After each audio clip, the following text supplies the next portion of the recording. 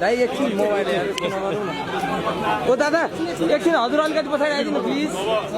सबैभन्दा पहिला सबै साथीहरूलाई धेरै धेरै धन्यवाद छ। हामी यतिखेर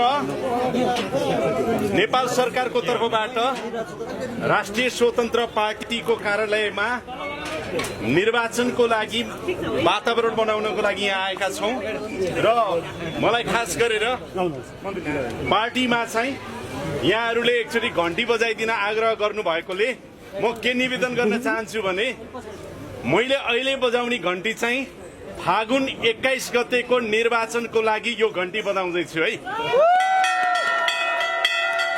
धेरै धन्यवाद, धेरै धन्यवाद। तस्बिरमा हामी देख्न सकिन्छ राष्ट्रवादी पार्टी कार्यालय सञ्चार मन्त्री जगदीश खरेलले उपस्थित हुनुभएको छ।